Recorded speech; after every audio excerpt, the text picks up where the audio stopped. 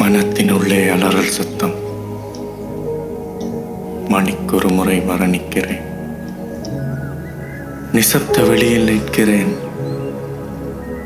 என்னை நிறுத்திவிட்டு இயங்குகிறது உலகம். சேர்ந்து ஓட வேண்டும், துரத்தியாவது பிடிக்க வேண்டும். ஆனால் நான் சமநிலையில் இல்லை. இந்நிலையிலோடு எங்கு மோதி விழுவேனோ?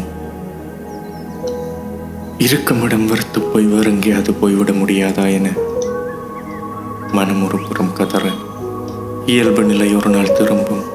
அதுவரை இருப்பை எப்படியாவது தக்க வைத்துக் கொள்ளன மனம் மறுபுறம் கதற, இன்னும் பல கதறல்கள் இடையில் என் மனம்.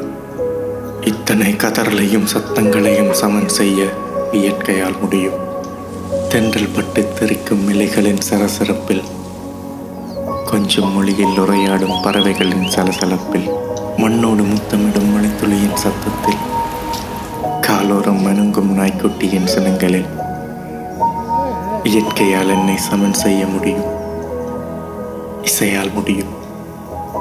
அர்த்தம் செறிந்து என்னை ஆள ஊடுருவும் வரிகளோடு, சுற்றம் மறந்து என்னை கூட்டிச் செல்லும் குரல்களோடு, மொத்தமாய் நிறைந்து என்னை தழுவிக்கொள்ளும் இசையால் என்னை சமன் செய்ய முடியும். மனிதர்களால் முடியும்.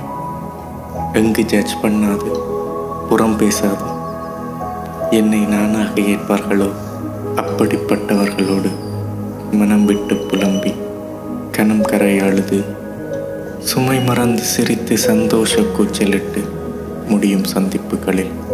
தெரிந்தவர்களாகவும் தெரியாதவர்களாகவும் மனிதர்களால் என்னை சமன் செய்ய முடியும். எங்கும் சத்தங்களே என்னை கலங்க செய்கின்றன. சத்தங்களே என்னை சாந்தப்படுத்தவும் செய்கின்றன.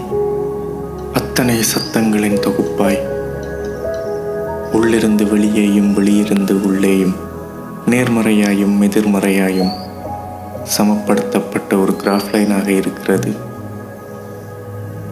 அமைதி. இத்தனையாலும் மனம் சமப்படாத வேளைகளில் தான் கேட்கிறேன், I just need peace.